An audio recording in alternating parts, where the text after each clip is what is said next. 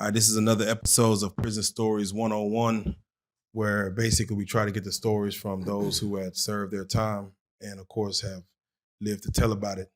Right now, we got one of the most notorious guys that I know that have been into one of the most notorious prisons. Um, if you don't mind, go ahead and introduce yourself and tell them how much time you did. First of all, I just want to say it's an honor and pleasure to be here working with you and to do this. And the reason why I want to do this is because the experience of imprisonment will undo a lifetime of learning. Human values will be suspended, self concepts will be challenged, and the most ugliest, abased, pathological side of human nature can and will surface when you're in that bottomless pit with that life sentence. My name is E Solid, aka Eric Brown, and I'm not here to glorify anything. When I was in prison, that was the most dehumanizing, embarrassing, degrading experience of my life. And I'm here to tell you the other side that the rappers don't tell y'all about this prison life. How much time did you end up doing and where, if you don't mind me asking? 9,125 days. That's exactly 25 years. But I wasn't sentenced to 25 years. At 16 years old, I was sentenced to life without parole plus 30 years. The judge said I had to do life, die, come back and do 30 more before I could be free again. But yet I'm here today. It took me 25 years to fight for my freedom to get it. 25 years, man. What we like to do before we get started, as far as in any particular stories, we try to understand the who, what, why, when, and where of what got you even sent up to sit down. So let's just start with the where. Where did you serve your time? Angola, Louisiana State Penitentiary. At the time, in 1994, it was considered the bloodiest prison in America. And if you don't mind, 25 years, 9,125 days. We try to understand before we even get to the why, the who, meaning for the crime that you committed to get sent up. Allegedly. Allegedly, yeah, let's start with that. The crime that was alleged committed. Who was affected by this crime as far as you going away for that amount of time? Who did you leave behind? And for the alleged crime, who was affected? Well, on the streets, I was in the game. I was in that life at an early age. I had two brothers already in Angola. So the effects of having someone in prison, two of my blood brothers from the same mother and same father was in Angola. Both of them died there, didn't make it out. I'm the only one that made it out alive. So I suffer from survivor's guilt. People don't talk about that kind of shit. People don't talk about the mental issues that you deal with coming home after being in an inhumane environment for so long, right? So I'm just thankful and blessed to be able to come home. And if I don't tell my story, if nobody don't know my story, you would know that I did 25 years in prison since I was 16 years old. But the people that was affected, it was my mother, the father, the main two that was affected by my loss. But then I had some family members that loved me to death, but they couldn't bear to see me locked up like that. They couldn't bear to see their little brother going through that situation. So some of them put blocks on their phones, didn't talk to me for years, because just the fact of coming to see me. Like I remember when I first went there, some of them used to come visit me. And then as soon as they called my name to get ready to leave, one of my sisters, she'll start crying, and all the rest of them will start crying. So it was just a hurtful experience on the whole family. So when you go to prison, you don't just go by yourself, even though you're in there physically by yourself, but everybody that loves you go to prison. That's a common thread I always hear, that everyone do the time with you. Yeah. So it goes to the why.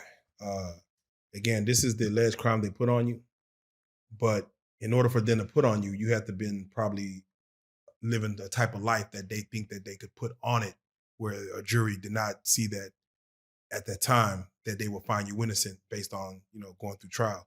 So let me ask you the why, as far as what led you to live the type of lifestyle you were living, for them to even think that you would commit a crime as such. Okay, well, legally, from a legal standpoint, I only could go so far in it because I'm still fighting my case, even from right now, from the street. However, to do just do for the audience, for the people that's listening, I want to be able to share as much as possible, as much information as possible, so they could know what really could happen to you, whether you innocent or guilty. It don't matter. If they want you and they want to put a charge on you, they could get you. So I want to say this before I even go there. To all the people out there, black or white, but especially all the black men out there or black boys out there, or young men that never had a pair of handcuffs on them, that never been to prison, I salute you, bro. I salute you, because you the smart one. To be able to avoid the pitfalls of prison, but that's a hard thing to do. I had two brothers in Angola writing me letters telling me not to come, writing me letters, but I still put myself in a position that had me caught up, that led me to prison. So I was accused of first degree murder and armed robbery of a Caucasian drug dealer. You know, we could talk about the case if you choose. But let me say this right quick. There was no murder weapon. There was no eyewitness. There was no fingerprints. There was no DNA. And two jurors found me not guilty. Yet I still was convicted of murder, of second degree murder. They charged me with first degree murder. They knew they didn't have the evidence to prove it. So they reduced it to second degree so they could do their magic tricks. And that's all they did. Because if you don't have none of those elements that I just named, and then two jurors found you not guilty, how the hell was I convicted? I was in the state of Louisiana, bro, where the Jim Crow laws, Napoleonic laws really exist. They allowed non-unanimous jury verdicts deliberately in 1898. They changed the Constitution in Louisiana, and they said that we need our crops picked. We need this free labor. It was bold back then. We found it. Shout out to Professor Angela Bell, who went dug up that information and got that to us and made us had us file that shit to the U.S. Supreme Court. Shout out to Brian Stevens from Equal Justice Initiative. Shout out to the Promise of Justice Initiative and all the people in Louisiana that supported the rally that we just went to. So it's deep, man. So just know that you don't have to be guilty to be convicted of a crime. Man, that's thank you. That speaks volumes. So let's just go and get into it, man. What age were you when you first went into Angola? 16 years old. I made it there when I was 17. 16, going into 17. I always like to try to get an understanding as far as you being a child at that time, the mentality of walking in there the first day. Did you have any preconceived notions of what it was about to be? And if so, or if not, what exactly did you experience the first day in, if you could go back that far? Well, to be honest with you, bro, by me having two brothers already up there, one of them already died, one of them had escaped, and the police shot him in the back. So I already had a chip on my shoulder. I knew where I was going. I visited that place so many times, right? To go see my two brothers, same mama, same daddy brothers. I just partner brothers, a half brother, no, same mama, same dad. So all my life, I've been dealing with Angola some type of way, right? So when I first got there, I already knew because my brothers used to write me letters all the time. Man, they threw hot piss and shit on you. And when you get in the cells, bro, they dudes defecate in a cup. Or they use a shampoo bottle or something, but they could squirt it on make it like a ooze, like a machine gun. Or they'll do it in a cup, make it like a bomb. But they'll heat it up. They'll take magic shade, but they use to shade your beard or your hair. And they put that magic, and magic shade burns. If you leave magic shade on too long, it'll burn you. I don't see nobody in society using magic shade because you got all this advanced technology out here. But then that was, thing dudes use, but you got to take it off soon because it'll burn your skin. So they'll put that with the shit and piss and then get it a lighter and heat it up, cook it. And they'll put it in a bottle, something, throw it on. And then every time you try to wipe it off, all your skin just coming off. So by me having brothers up there writing me letters saying, man, I'm hearing about your way up here, man. Chill out, chill out. I still kick the door down and get there, right? So I wasn't a regular 16-year-old.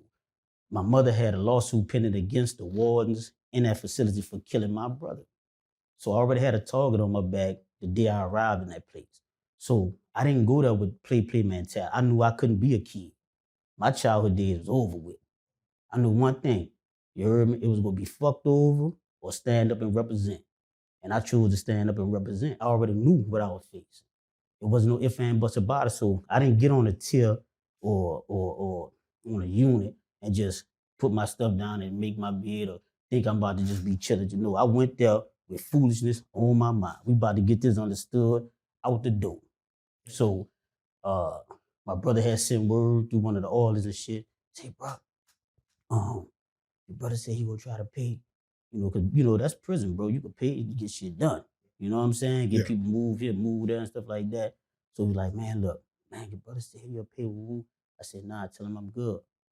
So he get ready. But you don't want to come by your brother? I said, of course, bro. I said, but not right now. He said, why?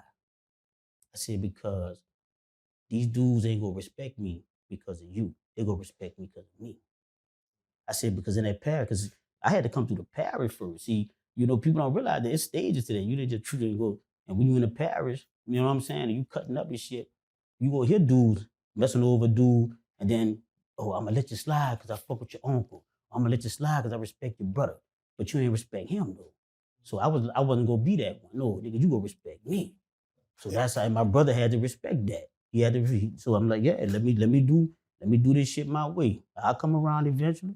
And as we talk about that first day, and I want you to explain for people who don't know the landscape of Angola. Like, where is it located in Louisiana? What is the landscape? What is the topography of it? What Good is it question. around? First of all, the name itself comes from the first slaves who came from Angola, Africa. They told them, "This is your Angola now." That's what they told them. This is your Angola now.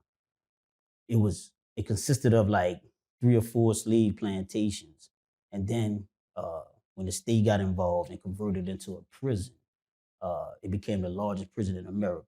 It's over 5,000 acres.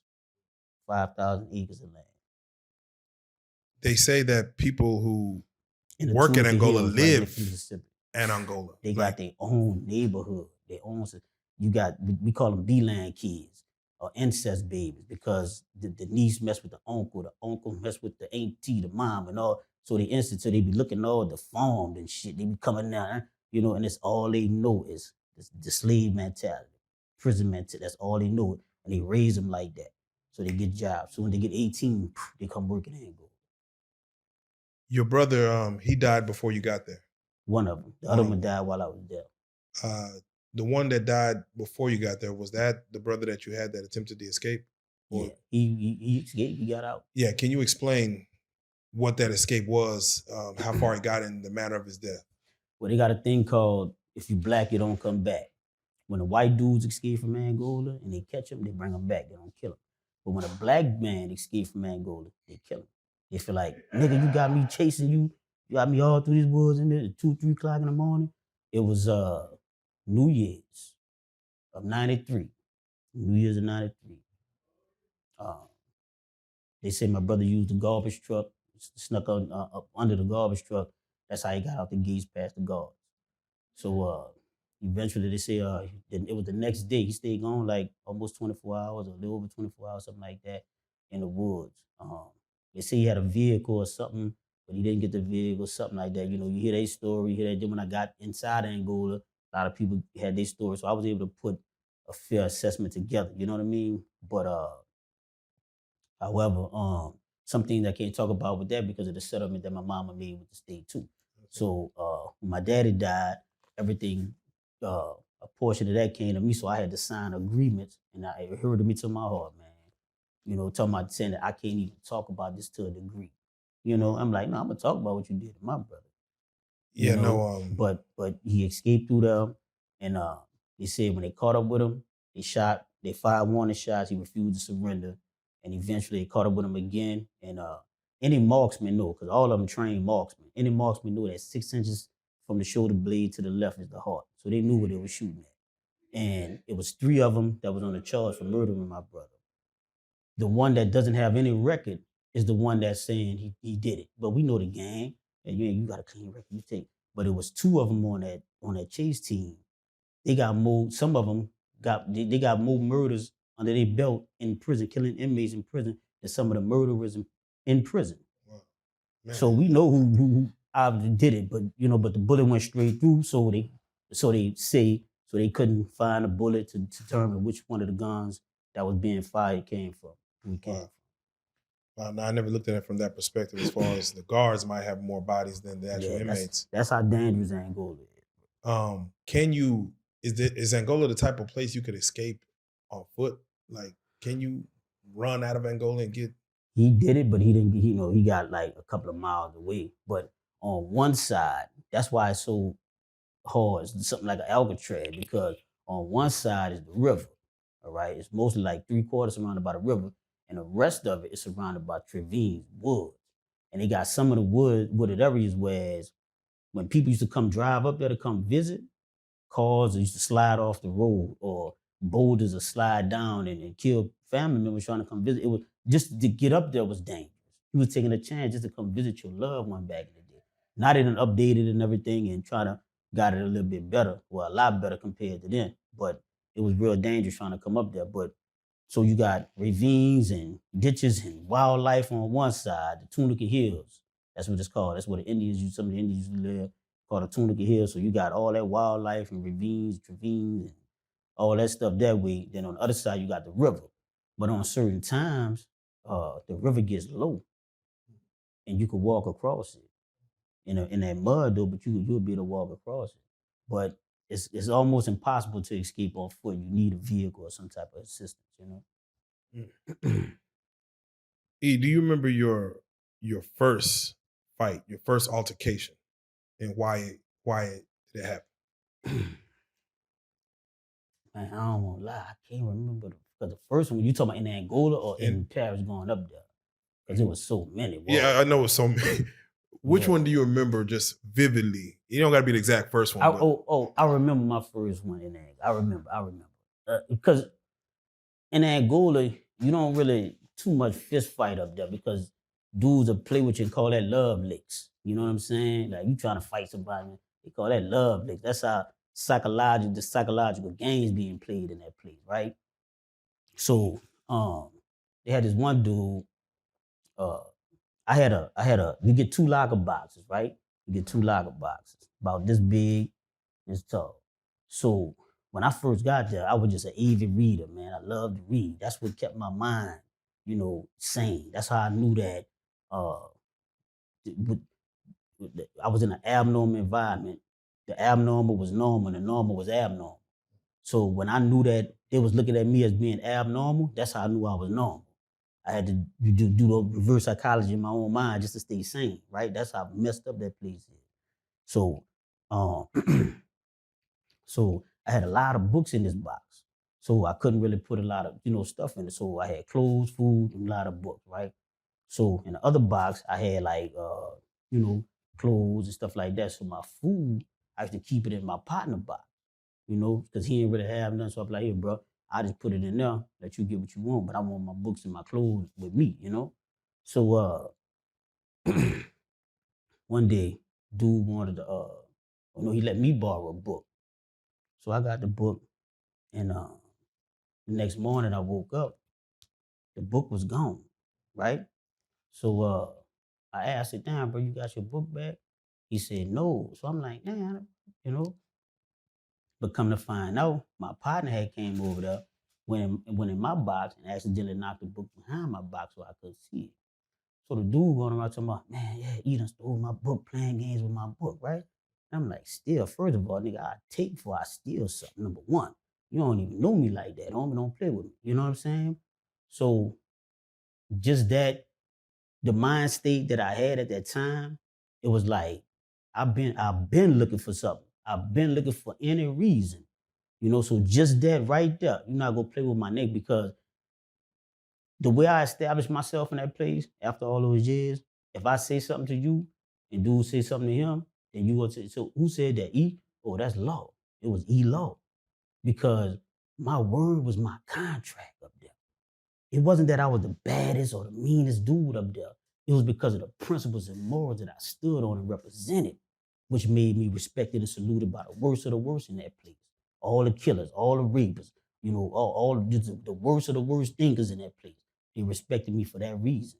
And then they seen that I didn't just stand up against niggas, right? Black dudes. I ain't just stand up against them if I felt they did disrespect me. I stood up against the white people. them hillbillies, them racist motherfuckers that were trying that every day they came up. Here it is, you got dudes, they'll shank you and try to kill you or kill you, but somebody white with a badge on could come down and say, get the fuck in that cell, catch that fucking cell, motherfucker, get your ass in that fucking cell, right? Get the fuck. But you gonna let them talk to you like that? So by them killing my brother, I already had a vendetta. Like, no, it's on and popping. You disrespect me and this motherfucker. You see what I'm saying? So dudes was like, stop, man. They gonna kill you like they did your brother. And I said, that's sad. I said, now if a black man kill y'all brother, y'all ready to go shoot up the whole block, kill his mama, his dad, his cousins, his nieces. I said, but soon as these people here, these racist hillbillies here, do something, they killed my brother, man. Don't tell me how to feel about that. I watch my mama cry and deal with that shit. You know what I'm saying? But anyway, but back to your point, when that dude said that, I just went, my favorite tool wasn't really the shank like everybody like. My favorite tool was the lock and the sock. But I had to learn quick because if you put one of them heavy duty master locks in one of them state socks, the cheap ass sock, it'll bust and come out on you. You heard me? So I got hip. You put that shit on a belt loop. You get 1 or 2 locks, you hook it on, lock it on your belt loop, wrap that belt around you, whoop a nigga ass all day. You heard me? So that was my profession. So yeah, that's what I hit him with. But where are you getting a lock from? A master lock? They sell them in the canteen. They sell them in the store because they want you to lock your property up. So because they know you got thieves in the dome. But the crazy part about it is these dudes get a coke can. They get a coke can, bro. And they tear it to get a little piece of the coke, that aluminum foil, about this long, right? This long. Yeah. And they about that wide, so they curve it. You know how to lock like this, right? Yeah. They right there where it lock at. They put the aluminum foil in the can right there where it click at, where it click. They put it right slider right there, and your locker come right over. Oh. They open it. They open your locker box. They take all your shit out there, then they lock it back. So you coming in the dawn, you see your locker, you get your key or if it's a combination, whatever. You open up. What the fuck? Yeah, man. Yeah. Mine lost. Them dudes, bro, and I used to tell them dudes, I said, bro, y'all don't realize how magnificent and great y'all mind is if y'all just put it in the right constructive way, man. I'm telling you, man. Yeah, man. MacGyver. For real, man. Can you speak on what was your hardest fight? Like a fight that you did not want to even participate in, but you got out there against maybe somebody that you feel like I probably shouldn't even be having this fight. You want to know the truth? Go ahead. You want to know the truth? Please. The system. It was the hardest fight I had with any nigga in the penitentiary. The system. Because I would go research the law and clearly say, this is illegal. This is unconstitutional. And I'll file that shit. And because I didn't have a lawyer, I ain't had no money to get all these high-powered attorneys and shit, I had to study that shit myself. And so it's called pro bono. You filing your case pro se. Excuse me, pro se. That's what it's called. So when I file that shit, they could just, and I'm telling them, man, the sky blue. You can't bring me back to court and say the sky black, denied, right? So instead of calling me back to court like the law said they're supposed to do and give me evidence for every hearing, they'll just say the sky black, denied. And then I got a life sentence dealing with it. Life without parole. Some states got parole eligibility. We had life without parole. We had to fight to get parole eligibility in the state of Louisiana. We'll get to that later. But so that was the hardest fight of my life, fighting that system to get my freedom, bro. That's why I tell people, man, you get trouble easy to get into, but hard to get out. My mom used to tell me that shit, but I ain't gonna hear it. But I can answer your question about a hard battle, though. If you got one. Yeah. One of them was I started boxing in there, right? Because dudes had this thing, the trainers was talking about, we got cool. Once, I'd established myself up there. The dude was like, man, he don't want to fight. He just want to hit niggas in the head. That's okay. They knew that was my favorite thing, the helicopters, you heard me? So they're like, he just want to hit niggas in the head, And they were like, bro, but I'm telling you, bro, you start this box. I said, bro, I think boxing really conditioned my mind and really saved me from going insane, right? But it was hard to do and compete because one of the wardens that was on the charge for killing my brother used to bet on him. One day I seen him at the table, bro, and so I had two minds trying to do it, bro. But I learned I had some of the best trainers. Shout out to Clifford Etain, the black rounder who fought Mike Tyson. Shout out to Michael Thiriya, man. He was on Sugar Ray Leonard level back in the day. It wasn't like no just regular dude just trying to teach you some penitentiary boxing. No, these were professional fighters that really elevated your game, really taught you, the proper techniques of boxing. So I really learned from the best. But so in the boxing ring was my because like outside the ring, I ain't do too much fighting. I'm gonna hit you in your head. I'm 5'3". Then I'm gonna kill you or you gonna kill me. Somebody going to the hospital after because I don't put myself in, I don't disrespect nobody. So if it's leading to that, that means you done fucked up, homie. You done played with me too far. You went too far. So we gotta tear this bitch down. So if I fist fight with you, they gonna call that love licks. They gonna say, oh, that's just love licks. You could be the coldest fighter in there, man. You gotta put in that work though. That's how you get dudes to respect you when you in the bloodiest prison in America. You know?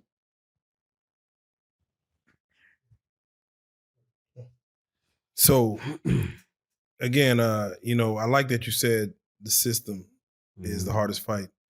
Out of the inmates you speak to, honestly, what you feel, how many do you think, what percentage of inmates in there do you feel are, truly innocent?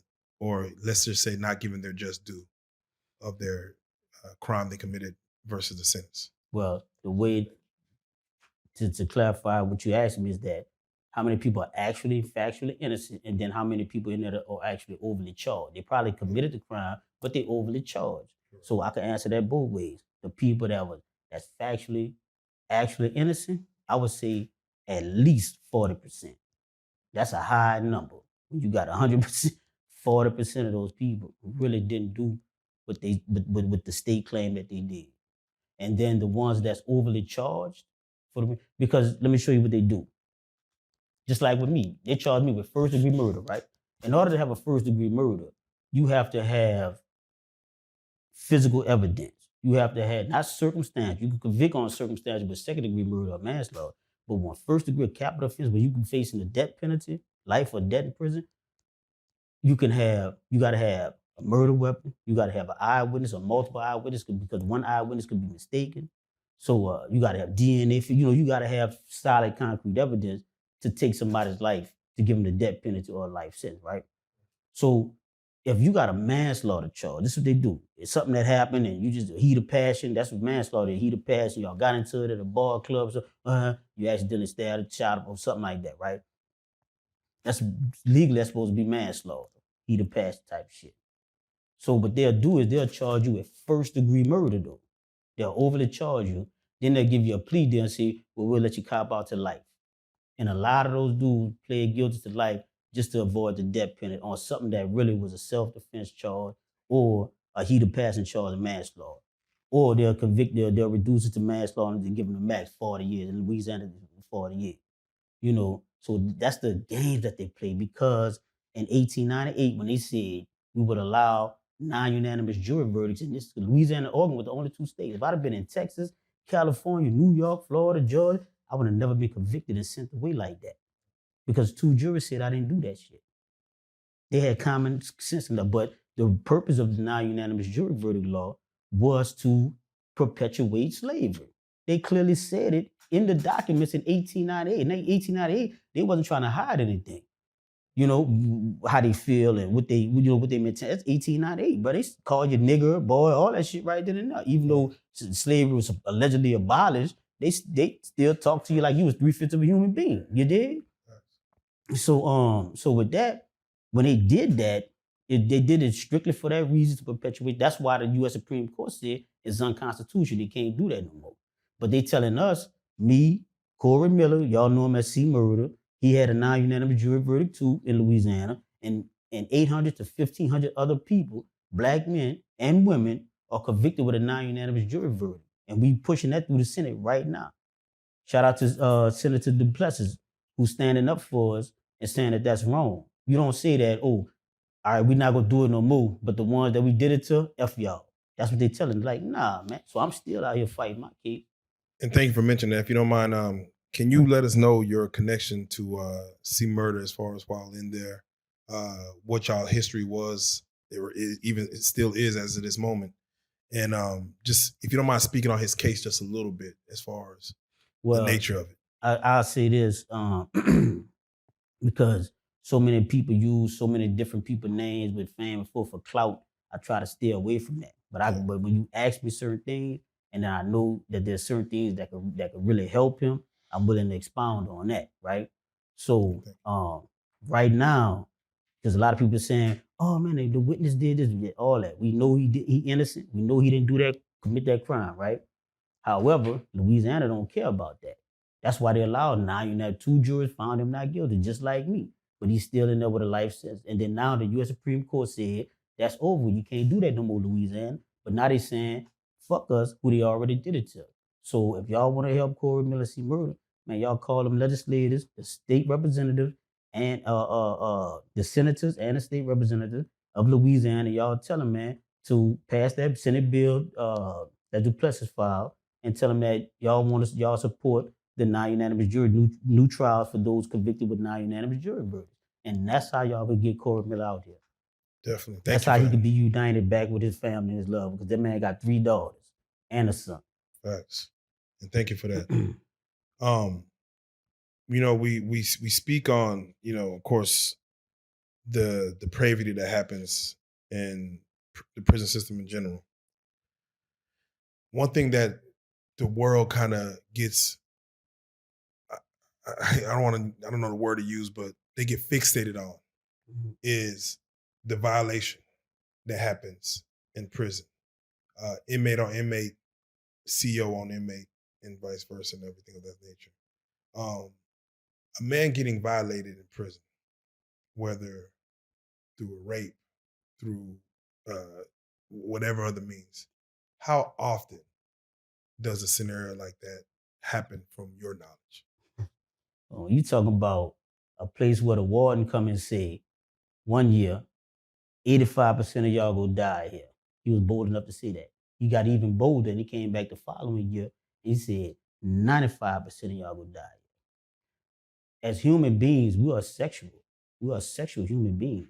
So you can't put that in somebody's mind who not strong enough and tell them, you gonna die here, this is it. You will never get no pussy again.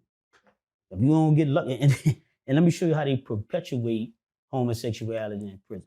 Excuse my language, no disrespect to the LGBT, but we call them punks or faggots. We still use those terminology, right? So what they do is, if you get caught having sex with a CO, a female guard that worked there, if you get caught having sex with a female guard, they will put you under the prison. They will beat your ass and put you under the prison. If you get caught having sex with a female guard working that she decided to give you some pussy, and they find out and you get caught, they gonna smash you, right? But if you get caught fucking another man, if you in population, you got levels. You got population, that's the dormitory where you get to move around and shit, until lockdown time or whatever. Then you got the cell blocks, working cell blocks, where you come out, they make you a slave. You in Angola, niggas, so you go be a slave. So you go on in the field or whatever, but you can come back in the cell and you got a little TV or whatever in front of the cell or whatever. Then you got extended lockdown, and then you got Camp J, which is the worst part of extended lockdown, where it's just 23 and 1, no TV, no nothing, like that. So if you in population and you get caught having sex with a woman, like a man and woman should, you going to Camp J. Not you skipping all those levels, going straight to camp, and you gonna get your ass whipped. Mace down, spray, electric shield, all that for getting some pussy. And they even told you would never get down again. So, come on, bro, be real. Yeah. So, but if you get caught fucking a man, a dude, they'll take y'all out the population, put y'all right there, just on the next level. They ain't gonna beat you, they ain't gonna put you right there, and then they'll put y'all in a cell together. They'll put y'all locked in the cell together. Where the security only makes a round every 30 minutes to an hour. So y'all can do whatever y'all want in there now. Don't worry about getting caught. So this is how they promote the humanization of human beings, of black men. This is how they promote that and advocate that. And when you in an abnormal environment, when they turn the abnormal normal, the normal abnormal, a lot of people fall victim to that. So yeah, I've but when I hear dudes say, I seen dudes get raped, I seen dudes I know that's people that went, because when you go in certain areas, somebody getting raped, somebody getting fucked, but I'm not gonna say I seen, because what the fuck I want to see that for? Because in Angola, it's a respect thing. No matter what you do, how you do it, you're not gonna disrespect another man. You ain't gonna pull your shit out right here in this room. But you know what I'm saying? When you got men in this mother, we gonna tear this bitch up. You see what I'm saying? So ain't no man got no business seeing it. You have dudes that might say, well, look, bro, give me 5, 10 minutes, bro. I'm about to go, do this here to him in his closet or something right here. Then the men will be like, move out and, give him that time or whatever. But you're not about to do that shit right here in front of, no. And then the worst part that I've seen is when somebody's loved one would come up there. These niggas were so sick. They might have a nephew or a little cousin or something, or, I ain't gonna say brother, but a little nephew or a little cousin that'll come up there and they might be weak and somebody about to be on them. You got the dude up there, they'll say, nah, you gonna be in the family. You know what I'm saying? Like some wild shit, bro. That was, and that's when I seen like so many people just really, you got a thing really called temporary insanity. That shit is real, bro. I've seen dudes, I've been talking to them, we at the bars online, we talking intellectual conversation. And then 24 hours later, he eating his own feces out the toilet. Like, what the fuck? I know he ain't playing because I just had an intelligent conversation with this dude. In his right mind, he would never eat his shit or anybody shit. He literally, physically was eating that shit. But then I seen him like 5 years later down the line, he had snapped back. And he don't even remember that shit. He know he was fucked up. He was in the hospital on it, but his mind willed him back, bro. And he got off there because there's no cure for that. They just try to pump you with medicine to keep you from being violent towards security. That's all they care about. Just don't hurt them. So they just pump you up with medicine, but they're not trying to cure you. You know what I'm saying? Yeah. So you got to snap. You got to keep your own mind strong in them type of situations. Did you ever see a situation where someone that you didn't think was either giving it or taking it, that you were surprised, like, damn, I didn't know, shit, I'm just surprised that happened to you. I'm surprised you own that type of time. Well, you talking about willingly or unwillingly? Shit, both. Whether you knew what happened or they wanted it or didn't want it. The willingly one, I ain't gonna say his name because it's embarrassing because he made it home today. And he's just, he's fucked up about that, right? And I know that from both ways, the one that was giving and receiving. Because you gotta remember, in there, if you giving it, you still a man. But you got some dudes that don't fuck with that game at all. So it's like when you look at the Webster Dictionary, the white boy in the Webster Dictionary say, that's what it is. Whether you pitching or catching, it is what it is, right? So when you in a normal state of mind, you understand that. You understand that. But when you in that abnormal state of mind, but thinking that you're normal because that's the rules, it's like I heard one of the rappers say, I drove by the fork in the road and went straight. Like, nah, I ain't about to go this way or that way, but I ain't going no way that you niggas going. I'm gonna do this shit. I'm gonna do this time my way and figure this shit out. So that law library was my thing. Whether I'm in a dungeon, then I'm gonna send for the law books while I'm in there. You see what I'm saying? But yeah, man. So I've seen a couple of people. Some of them dudes was like intelligent dudes and high up, real, disciplined brothers. And then you find out because there's no secrets in Angola. You can't hide. Anything you do in there, you can't hide. It's like a fishbowl. You heard me? So it's gonna come to what you doing the dog in there, definitely gonna come to the light. On the street, niggas can hide and duck, bob, and weave a little bit out here. You did, but in Angola, it's a fishbowl, so everybody gonna know what you bought. Everybody gonna know what you stand for. You know what I'm saying? And so, yeah, I know a few people that got caught up like that, and I'm gonna say it disappointed me. You had some dudes that I saved, like they come from the streets. I'm like, man, I know you. I know your sister or something. Me and your sister went to school together, whatever. Woo. So you trying to tell them like, look, hey, bro, don't mess with dude. He gonna play that round shit with you. You heard me? Because that's what they do. They play, hey, what's up, round with her? Next thing you know, they fucking you in your ass. If they feel like you ain't, And another thing I want to say this too, like people up there, I'm not gonna say like they don't try anybody, but they study you, they watch you. Them dudes sit there and just peep you out, just watch it, right? Just watch, see how you move, see your mannerism. Because I know some dudes who feminine, but they done killed dudes up there for playing with them like that. So it's tricky, bro. You just gotta, they used to say penitentiary, now it's pay attention. You know what I'm saying? You gotta pay attention, bro. You gotta, it's a thinking game in that place. You said there's situations where there are men who are technically, punks. Have you seen people be sold to other inmates? I seen them be sold. I seen them.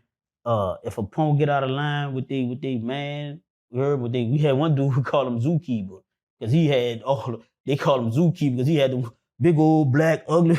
Like damn nigga, you having sex with something like that, boy? You vicious. You heard? Like nigga, I got a life sentence, boy. My mind can't go, boy. You raw. You heard me? He like fuck it.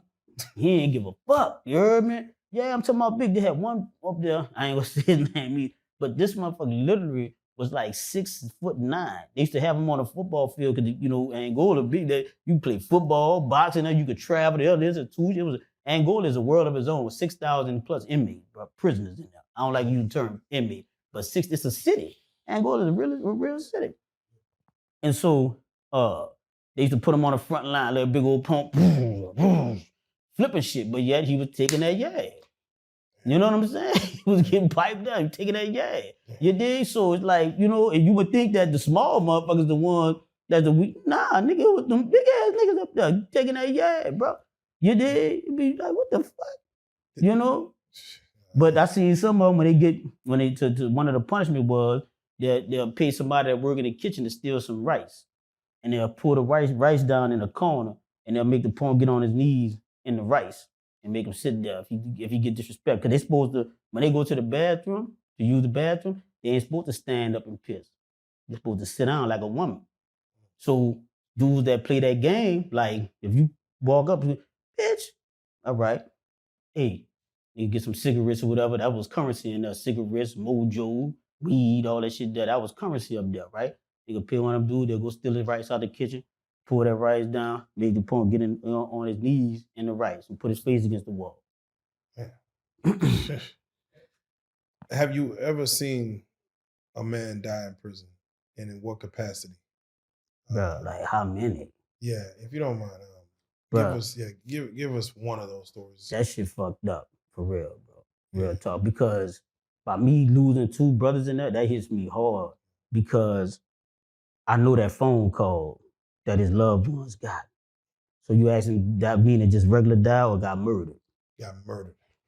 I saw my first murder maybe a week and a day, like right like a week, maybe a week or 2 days, something like what that is, 8-9 days. I saw my first murder. Dude stole a white boy radio. And a lot of dudes think that just because you're a white boy, you a bitch ass. But you heard me? Some of the white boys ain't gone. You heard me? Some of the white boy came in the dome. He said, look, man, I don't want no trouble. He said, whoever got my radio, he said, I'm about to leave the dome. When I come back, just put my radio back on my box, bro. And we ain't gonna have no problems. I'm asking you. You know how niggas is. Niggas ignorant. You can't ask a nigga nothing but polite. Nigga don't understand nothing but pain. You heard me? Man, look. They call work call. Work call. So we going to everybody booted up and shit. We going getting ready to go. So I'm walking past the dome to get to the yard to go in the field. The only thing I ain't picked was cotton. I done picked tomatoes. I done picked potatoes or zucchini. You did all that, but I refused to pick that cotton. I went to the dungeon every time. Now they don't have you doing that because just the psychological effects of that. The main thing you heard our ancestors was picking cotton. So that was my only shout out to my ancestors. I ain't picking no cotton. But I ain't gonna lie, I big dog got other shit, dug ditches and all that shit too, because that's the slave, that's what it's about, you heard me? But if it was something that I didn't want to do, I went to that dungeon. The dungeon is the new lashes on your back. Instead of giving you 12 lashes on your back, they give you 30 days in a hole and shit like that. But anyway, so man, I'm walking, getting ready to go, and all I heard was, I'm talking about, bro, it was a grown, bro, it was a hell of a, I can't get that out of my mind. I can hear that yell right now as I'm reliving this and telling y'all this story. Man, that white boy is hitting. You look through the window, but that white boy is hitting. Boom, boom, boom. And every time he pulled the knife out, blood was just gone. You heard me? Like, damn. And you know them evil slave masters still told go in that field. Fuck that nigga. Speaking of going in the field, if you don't mind, just kind of explaining what a work day in Angola was like from the hottest day of the summer. Just give me what a traditional work they like, how many people are out there, what the oversee, what I heard they're on horseback. Explain like what a work day was like. Well, you ever seen any slavery movies? We've seen a few. Picture a slavery movie in modern day times, bro. You have each field line, you will have 50 to 150 slaves. You heard me? In each field line. They call them farm line 1, 2, 3. They go all the way up to whatever unit you in, whatever cell block you in. That's the name of the field line you in. And so you gonna have they got 3 on horseback. The one that's gonna be he's the line pusher. They call them field farmers, line pushers, and gun guards. So the line pusher, he not gonna have no weapon because you can't. You had some dudes that pull the officers off the horse and beat the fuck out.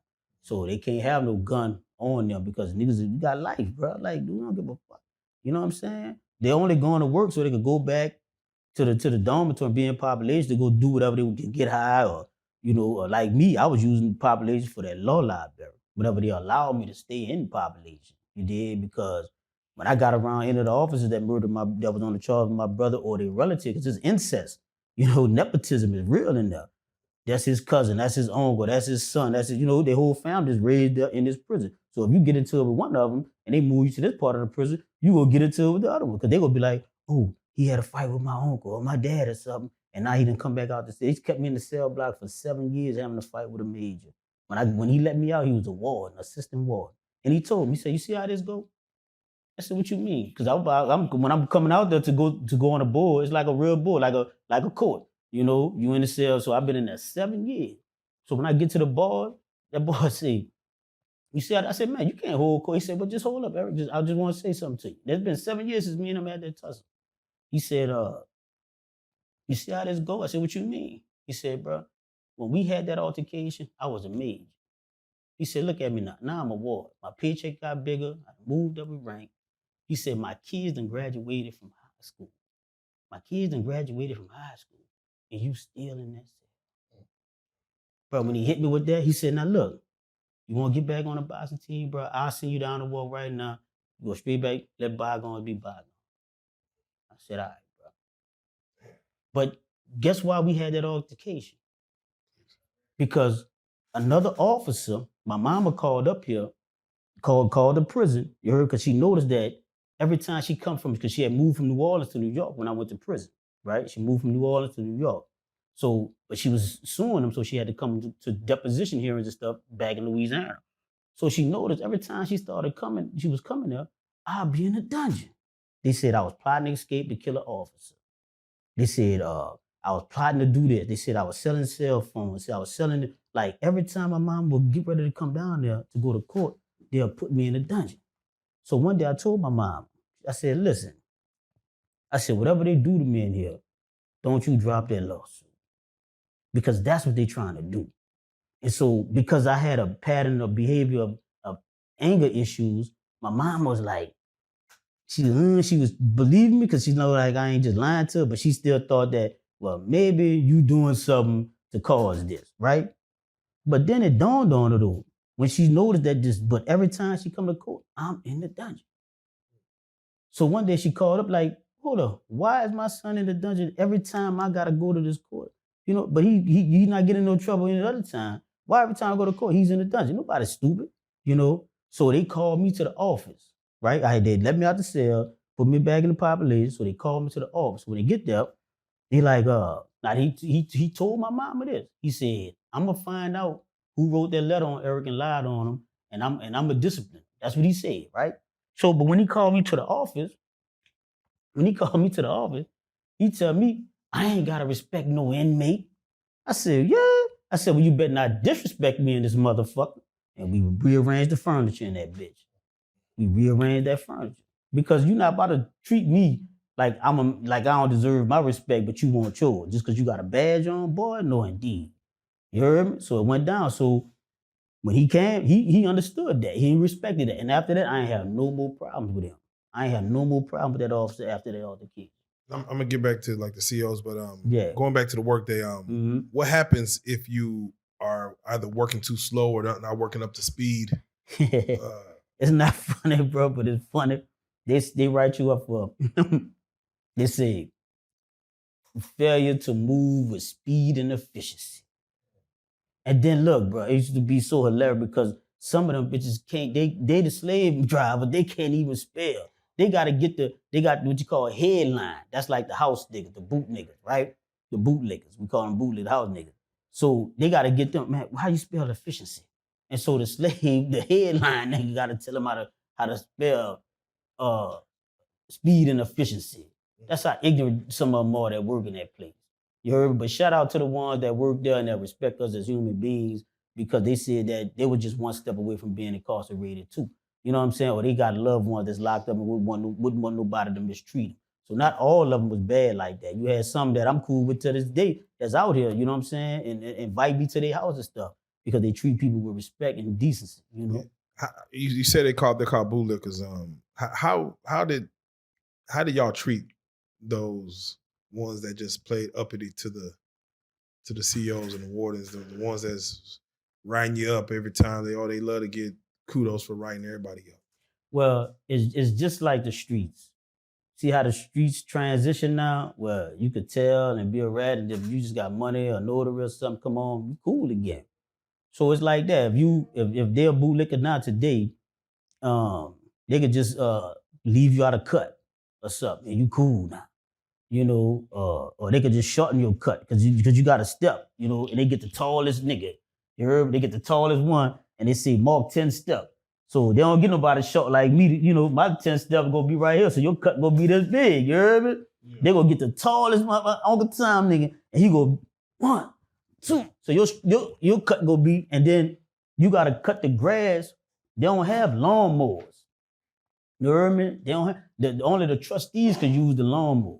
They got what you call hoes. The garden tool, the hoe. So you gotta take a hoe and cut, like for instance, right here, this square right here, this your cut. And if it ain't done by the time when he say, swing it down, if they got a piece of grass left sticking up, you going to the dungeon. Because the dungeon again is the lashes on your back. That's the modern day discipline. What is the dungeon like in Angola as far as what is the condition of the dungeon? If you don't mind it's hot. It's like this motherfucking room, you got this motherfucker hot, and got niggas sweating in this motherfucker. It's hot like that, boy. You got me having flashback for real, boy. You did that, man. You making me, you really bringing me back. Put you in that element. You put me in my element, dog. I ain't lying, you heard me? You put me, nah, but on the real, dog, it's hell, but they make you how many cells is down there? Like, or do you even know how many is? Yeah, all right. So that bitch looks spooky when you go that bitch. That bitch look like some more Dungeons and Dragons type shit. You heard me, bro? Yeah. So when you go in there, you got some of the tiers, some of them got 13. Some of them got 13 cells. Some of them got 15. Depends on, because you got, in Angola, you got Camp J. So you got Bash Unit, and then you got, that's the dormitory. There's no protective custody in Angola, but they got what you call the weak blocks or weak dormitories. So Camp J Bash is considered a weak dormitory. You know, that's the people that can't really be around, because you got, on the main prison, you got called the wild side. You got Camp D, they call it killers and freaks. Killers, freaks, and athletes. You heard me? So when you back there, you either killer, a freak, or an athlete. What are the three? What are the three? You heard me? So each one, then you got Bell side, Camp C. You got Bell, you got Wolf. You know what I'm saying? So all them things, these niggas psychologically try to imitate. You know what I'm saying? And I always wondered, why would a nigga want to emulate an animal when a human being is supposed to be the Khalifa of the earth, the ruler of the earth? Why would you want to reduce who you are? But that's how backwards we are as a society. But anyway, that's another story. Yeah, but back to your point, the dungeon, bro, it's gonna be 13 or 15 cells depending on what unit where you at, right? You go down. Now, this is something they did. Psychologists got together and said, hey man, the reason why Angola is so bloody and violent is because you got all these dark, mean colors that's bringing out the worst in people psychologically. Because it was green, red, shit like that. You know what I'm saying? When I first got to Angola, the bones was green, the wall, the head of the wall was red and shit. It was dark, violent colors. You know what I'm saying? So they come around and did that insane asylum shit and painted everything white and gray, light gray.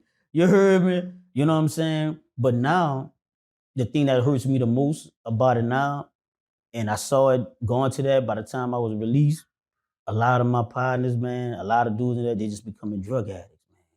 Like the pressure, the pain, they getting older now. So some of them, they can't go and participate in the foolishness that they was participating in that kept them young and lively. They kept some type of action, some type of foolishness where they had to stay on alert. All right, I got an enemy. We got, that's what kept them niggas alive. That dumb shit. But once they got old, once time catch up with you, then you start deteriorating. You can't do that. I know some dudes, they had to get their legs amputated. You know what I'm saying? They lost their sight, their vision, or they got stabbed, fucked up too bad, they paralyzed. You know what I'm saying? Dudes got their eye knocked out with locks. I'm talking about literally, pop, boom, nigga eye knocked out that bitch.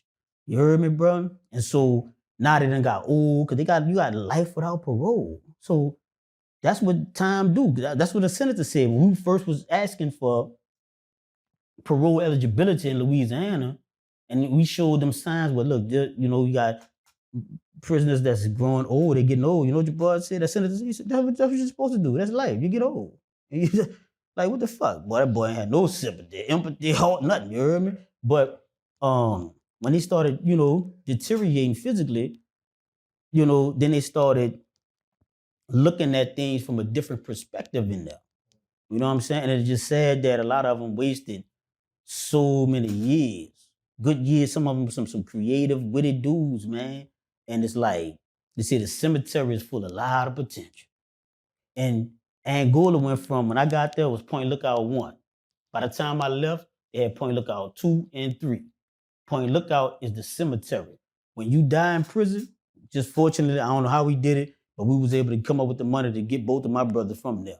We're not about to let you have to be there already until you die and then bury you there too. No, man, no. So we buried them in the Carrollton Cemetery, uptown New Orleans.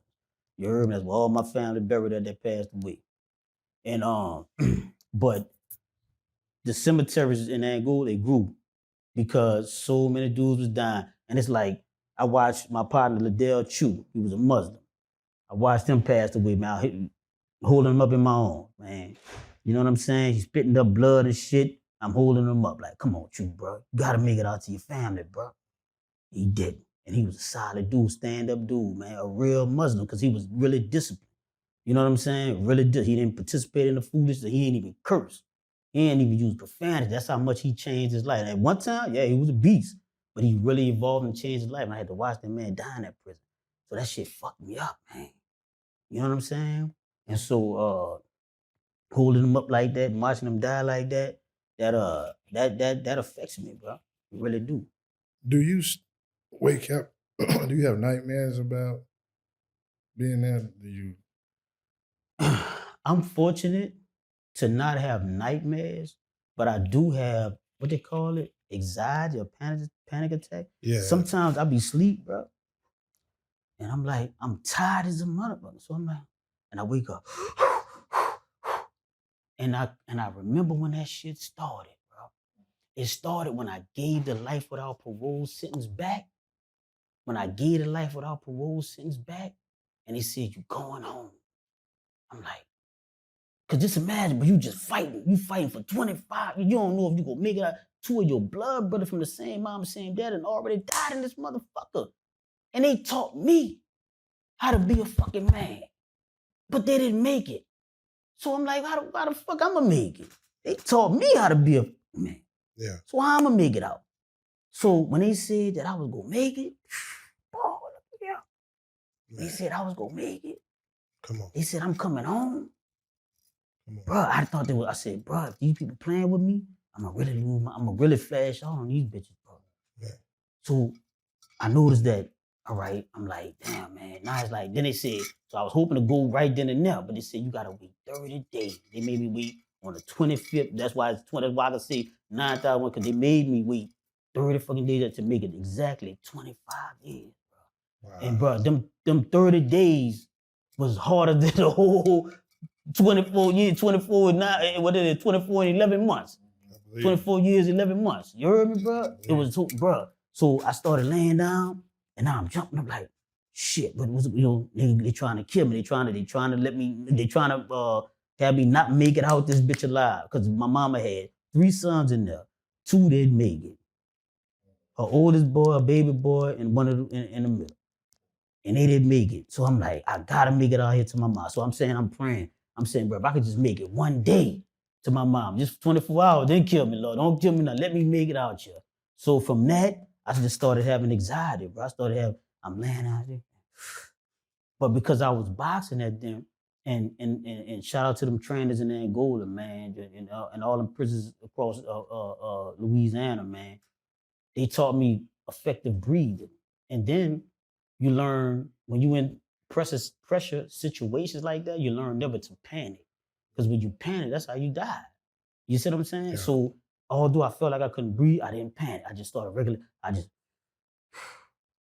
okay. And then you breathe in through your mouth and out through your nose because you want to suck in more air than you putting out. So why would you breathe? A lot of people, they just breathe out through their mouth. No, you suck it through your mouth and you breathe out, exhale through your nose. That way some of the oxygen can stay and get to your brain and you just calm down.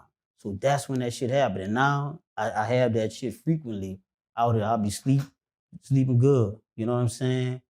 And then I have to regulate my breathing. Now, the only time I don't really do that is if I'm asleep with a woman out there. I'll be comfortable like a motherfucker. You heard me? That's all I need right there. I'll be comfortable as a motherfucker. Come on. Yeah. Now you mentioned the drug addicts in there. While you were in there, what's the worst you seen someone gone off of drugs or high on drugs? I ain't gonna say no name because that shit could turn out stupid shit, but it was a celebrity, bro. And they had a dude in the dome with us, bro. This dude got on that glass, bro. Now this was white people drug when I come to prison, bro. What that is? That meth. Yeah, meth. It called, like that was white people shit. Bro, black niggas ain't fuck with that, bro. Like I don't know what the fuck up, bro. These dudes, if I'm gonna get some, I want something to go put me to sleep, bro. Like I'm trying to pass this time, get this shit rid of this shit. I don't want to be. Why would you take something that's gonna keep you up for 4-5 days straight? Now, when your mind don't get no sleep, no rest, bro, you start hallucinating. He thought the dude put a hit out on him, bro. He really thought dude put it. So people in the dome had to come like, cause dude, they about to go at it like, nigga, what the fuck you tell? I don't even know you, nigga. You see what I'm saying? It got that bad, you know what I'm saying? So dude, we stepped like, man, you better go ahead off or you get, you heard me, bro? Yeah. But yeah, man, I used to hang, my hanging spot was the law library. When I'm in population, my hanging spot is the law library. Or if I'm not in the gym.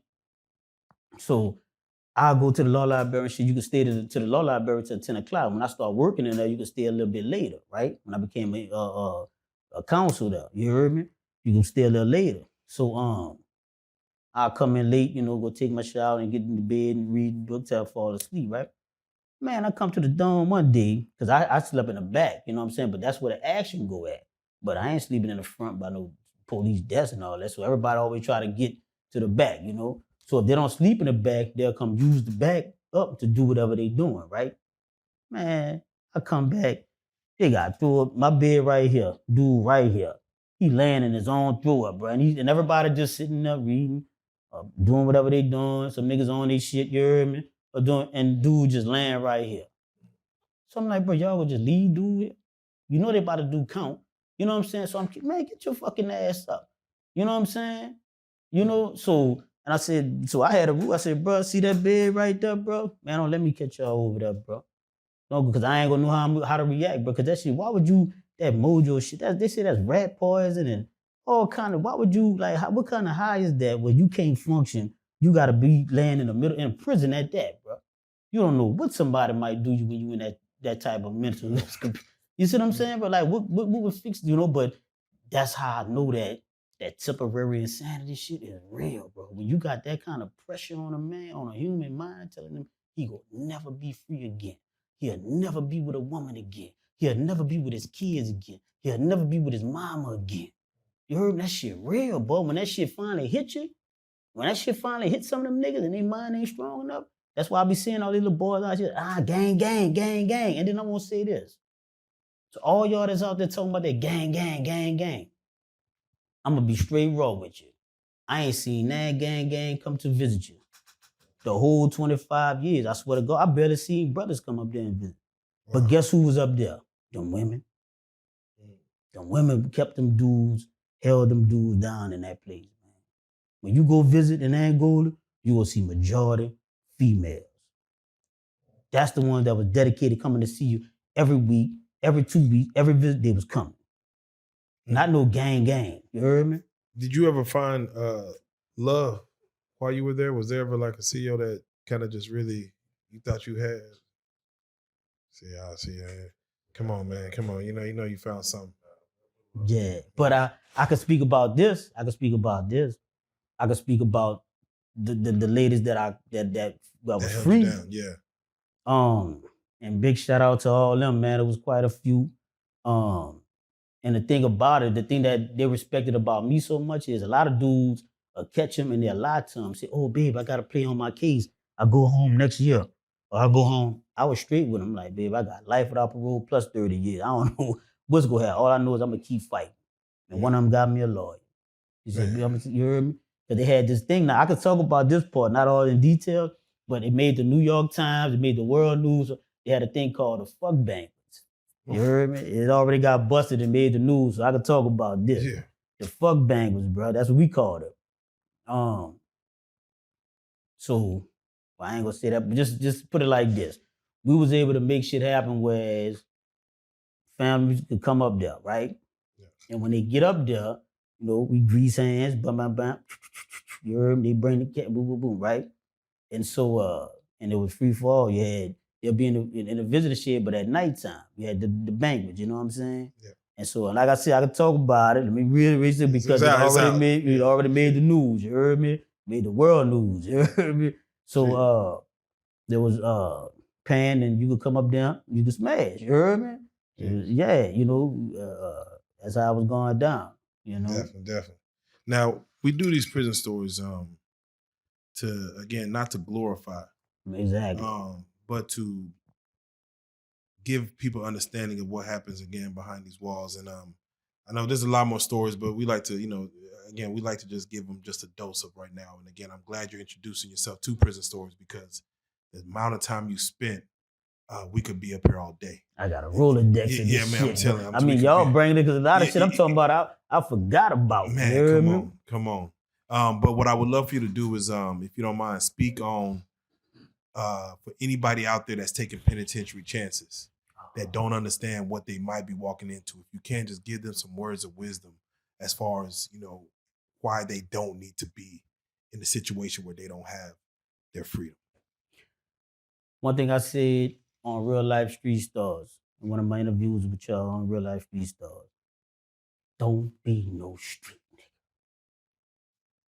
I just helped the brothers who produced a movie called Sidewalks. I helped them get connected with Tube. It's coming out June 15th. The thing about that is,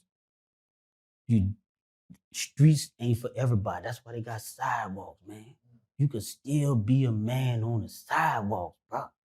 You don't have to be out there taking the pen. Because I had a dude came to the law library for me to work on this case, right?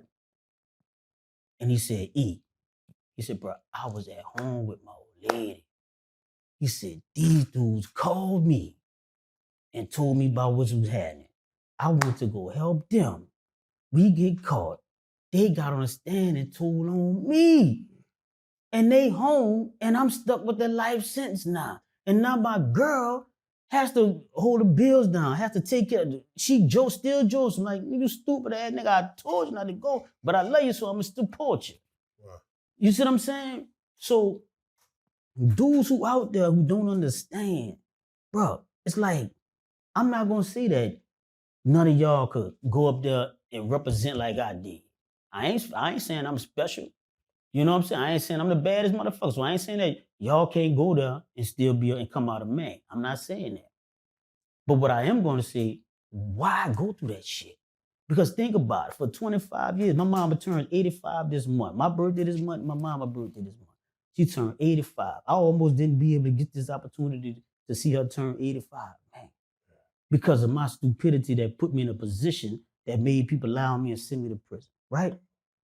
Just that alone right there, but just being affiliated that close to the street got me locked up, right? So what I want to tell y'all is this. Why go rock with dudes who only talking? Because you don't know what you can handle until you in that situation, bro. So you got this dude telling you he rocking with you, but look at the scenario, the story that I just told you. This dude got up out and left his woman to go give his life up for some niggas that told on him, that he was helping them. So being a street nigga was the dumbest decision of my life, man. And I stand on that. And I tell that to any fucking body. Anybody want to challenge me on that, pull up. Let's have a discussion as men. What the fuck we go glorify some stupid ass shit like that for, bro? And it don't even make no sense when you think about it. Because the rules, they change the rules every day on this shit. Every day. I'm like, goddamn, I thought this was the rule. First of all, who is the council? Who is the government on the street for? Who make the goddamn rules? Because we just making rules as we go along with this shit. You know, one minute we can't do this, the next minute we could do this. It's rules, it's exceptions to this and this, you know. Like, come on, man, that's a bunch of bullshit. That was the most dumbest, foolish shit that was the most manipulative shit that we could fall for. You heard me? And I'm telling you that. And my record is clean. Google me, research me, ask a nigga about it. You heard me? You see in the comments when I'm on up, you don't see nobody that was in Angola with me or know me from the street saying nothing foul about my name. You might have a couple of hecklers who that don't know me personally, nigga go talk shit. That comes with the territory with this type of life. You heard me doing this shit. But that actually know me, know what I stand for. Come on, man. Like so if I'm saying that shit, bro, I'm telling you, so bro, my mama lost 25 years of my life, lost 2 sons in that place, bro. Hey, that shit is whack, homie. Be so sure that you could think.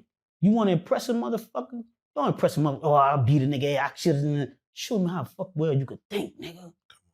Because they making money. Every time you commit a crime and get busted and go to jail, they profiting off your stupid ass. In Louisiana, they said they called you honey holes, man. They said, this is my honey hole. You got the rural parts of Louisiana. They called down to New Orleans sheriffs. They call it Jefferson Parish, the bigger cities that got the most prisoners, most jail, people locked up. They said, well, look, send them up here, bro, because in the rural areas, you don't have that much, crimes. That's why they try to just catch you on a speeding ticket or some shit like that. So you don't have, so they taking them dudes out of Orleans Parish jail, Jefferson Parish, sending them to the rural areas. And they call them a honey hole because why? The state pay you more money. They got for-profit prisons throughout America, and they making a killing off your stupidity, man. So that's what I want to tell them, bro. That's real, man. Modern day slavery, like you said, why stand in the streets so you could be on the sidewalk, man? Just you can still be a man on the sidewalk. Man, with that being said, this is Prison Stories 101. Much needed conversation, more conversation to come. I appreciate you for coming on the platform, man. I appreciate the story, the wisdom, and everything you stand for. Be solid. Once again. Tell them look me up, where they look me up at. Hey, tell them how to find you, please. On Instagram, eSolid365. On Facebook, Eric eSolid Brown. And on TikTok, eSolid Official. You heard me? And on YouTube, Solid Point of View TV. My man right here go help me blow that shit up, baby. Solid Point of View. Solid Steppers United, man. Stay free, you heard me? Solid Steppers United, man. Prison Stories 101.